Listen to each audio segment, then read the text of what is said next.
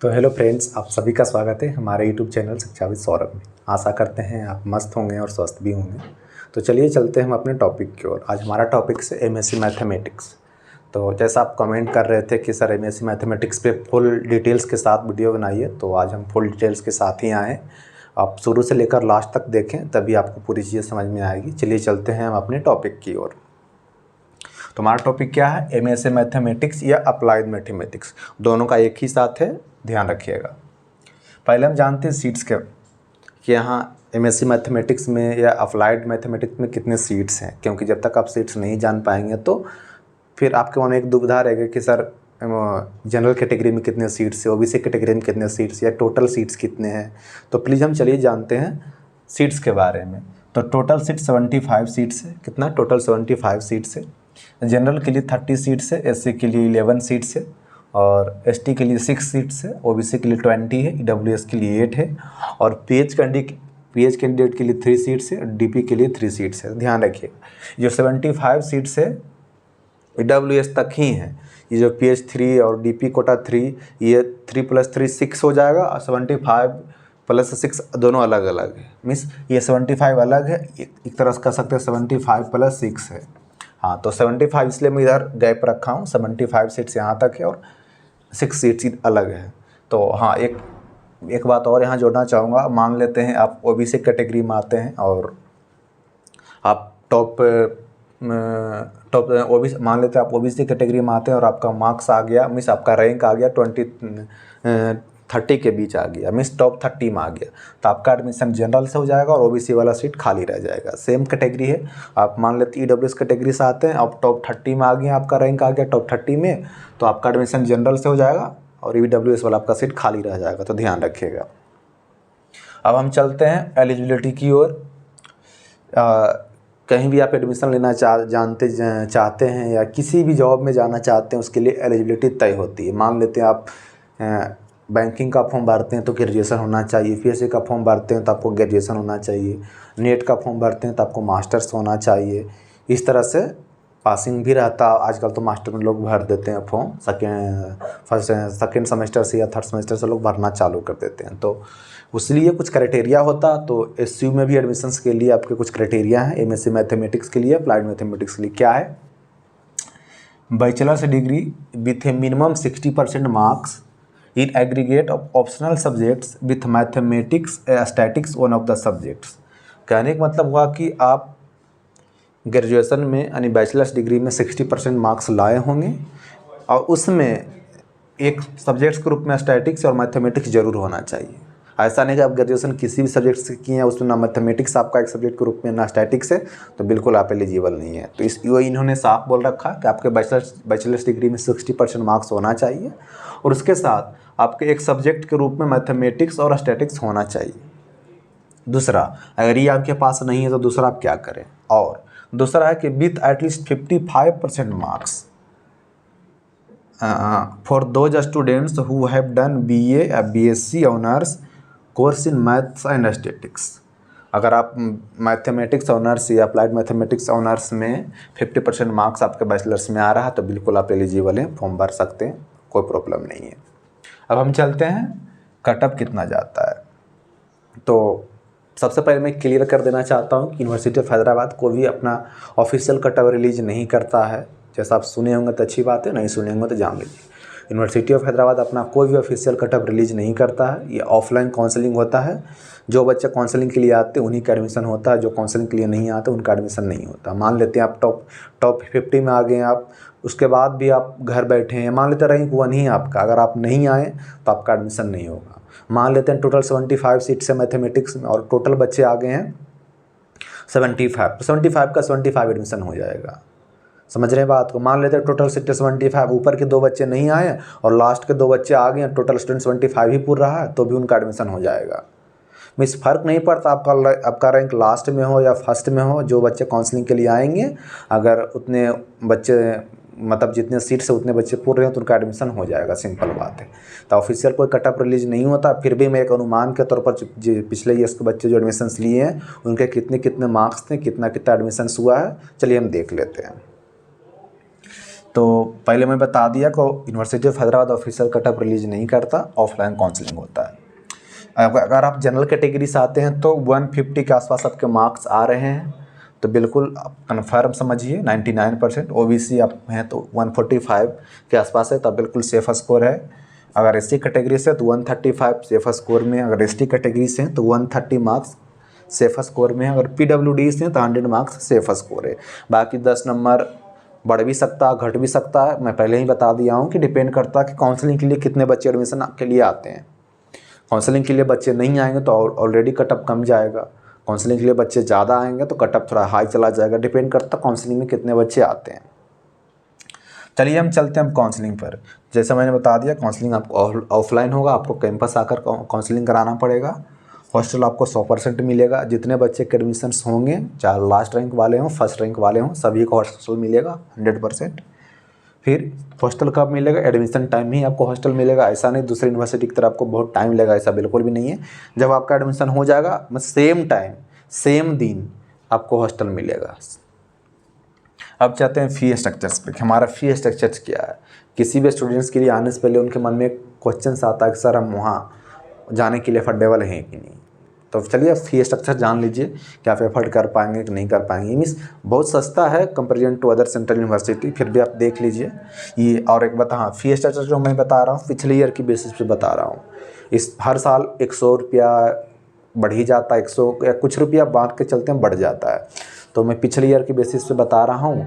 और मान लीजिएगा नए वाले आएंगे तो मैं आगे वीडियो बनाकर आपको बताऊंगा फ़ी स्ट्रक्चर्स के लिए अलग से। बाकी सब कुछ सेम रहेगा, फ़ी स्ट्रक्चर्स थोड़ा बढ़ सकता है, 100 रुपया बढ़ सकता है, 150 बढ़ सकता है, 200 बढ़ सकता है, बट मैं पिछले ईयर के बेसिस पे बता रहा हूँ।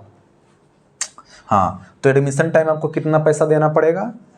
8,790 रुपीज़, यानी 8,790 रुपये आपको एडमिशन टाइम देना पड़ेगा। सर बोलेंगे सर आप इतना पैसा क्यों ले रहे हैं एडमिशन टाइम में? तो चलिए मैं बताता हूँ आपको एडमिशन टाइम क्यों लग रहा है। ट्यूशन फी 3,560 रुपीज़, ये आपको फर्स्ट सेमेस्टर के पैसा इंक्लूडेड है, यानी कि फर्स्ट सेमेस्टर में आपको पैसा देने की ज़रूरत नहीं है। एडमिशन टाइम में ही आपको फर्स्ट सेमेस्टर का पैसा इन्होंने ले रहा है। तो 3,560 रुपीज़ आपको देना है एडमिशन टाइम में ट्यूशन फ़ी के लिए। स्टूडेंट यूनियन फंड देना है 530 रुपीज़।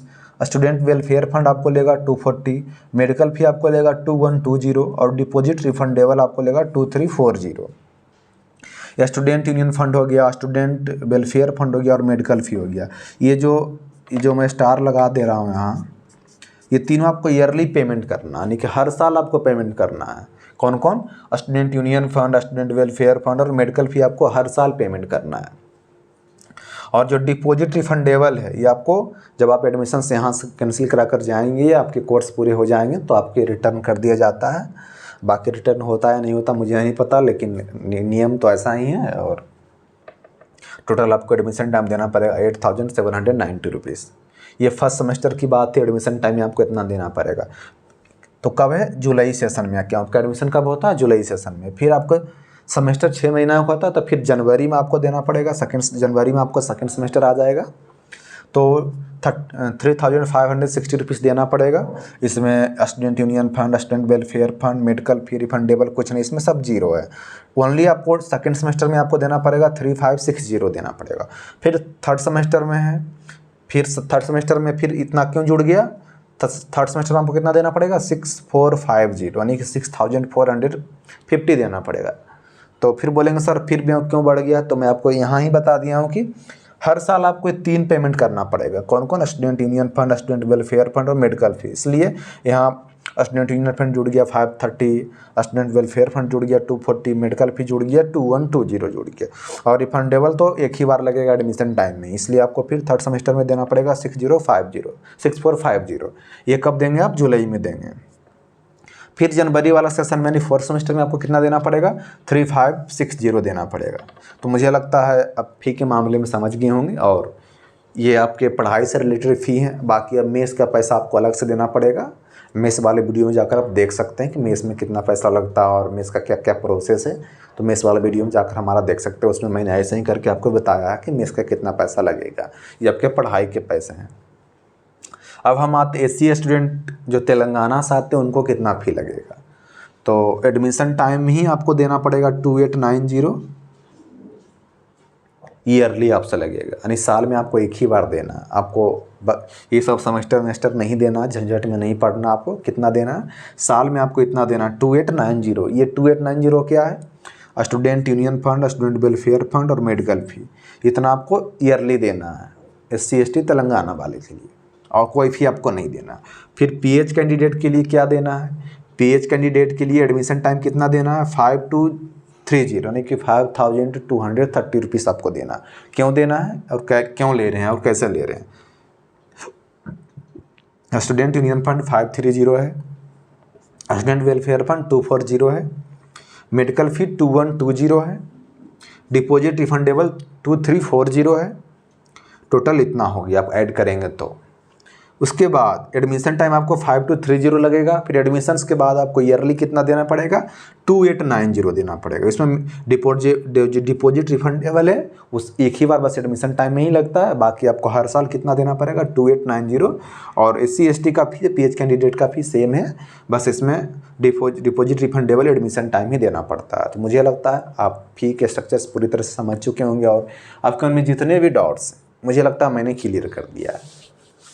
फिर भी आपके मन में कोई डाउट्स रह जाते हैं तो आप हमेशा हमसे हमारे साथ संडे को जुड़े, रात्रि 9 बजे हमेशा लाइव आते हैं। एवरी संडे रात्रि 9 बजे हम लाइव आते हैं। आप जुड़ के अपने क्वेश्चंस पूछ सकते हैं, अपने डाउट्स क्लियर कर सकते हैं। और इसके अलावा मैं आपके लिए क्या कर सकता हूँ, मुझे अपने तरफ से पूरी एफर्ट कर रहा हूँ कि आप अपने डाउट्स को क्लियर रखें, आपके मन में कोई टेंशन ना हो। तो अगर आप इस वीडियो में आपके कोई डाउट्स क्लियर ना हो तो प्लीज़ आप संडे को रात्रि 9 बजे हमसे लाइव जुड़ जाएँ। संडे 9 PM ध्यान रखिएगा।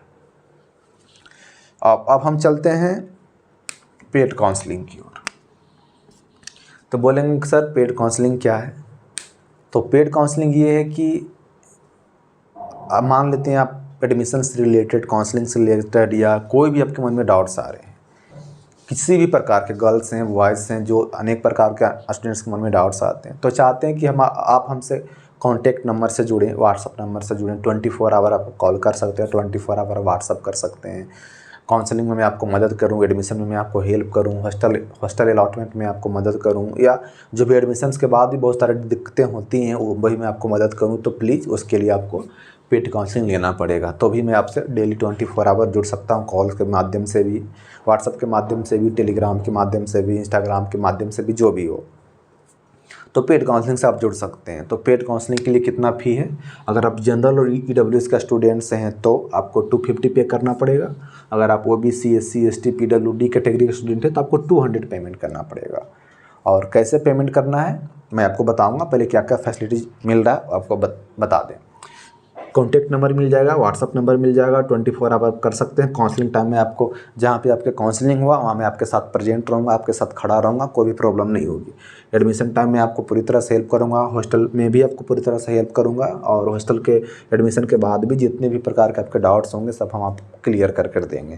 बिल्कुल आपको टेंशन नहीं लेना है। और उसके बाद एक मन में है कि आप पेड काउंसलिंग से कैसे जुड़ें, तो सिंपल प्रोसेस है। आप जो हमारा यूट्यूब चैनल है शिक्षाविद सौरभ, उसके डिस्क्रिप्शन बॉक्स में जाइए। वीडियो के डिस्क्रिप्शन बॉक्स की मैं बात नहीं कर रहा हूँ, चैनल के डिस्क्रिप्शन बॉक्स में जाइए। वहाँ पे बहुत सारे सोशल मीडिया का लिंक हमने डाल रखा है, इंस्टाग्राम का भी है, फेसबुक का भी है, टेलीग्राम का भी है, और वहाँ पर ही एक व्हाट्सअप लिंक होगा। व्हाट्सअप लिंक पेड काउंसलिंग के लिए ही है, रजिस्टर वाले स्टूडेंट के लिए। जो पेड काउंसलिंग से जुड़ना चाहते हैं व्हाट्सअप वाले लिंक पे क्लिक करेंगे तो हाँ ऑलरेडी मैंने सेट करके रखा है, hello I want to enrol your paid counselling और पेड कोर्सेस। वहाँ पे आप डायरेक्ट क्लिक कर देंगे तो हमारे पास मैसेज आ जाएगा। उसके बाद हमारे तरफ से एक मैसेज जाएगा, आपको पैसा पेमेंट करना है और क्या क्या फैसिलिटीज़ मिलेगा सब कुछ आपको पास इन्फॉर्मेशन चला जाएगा। पैसा पेमेंट करेंगे तो उसके बाद आप पेड काउंसलिंग से जुड़ जाएंगे।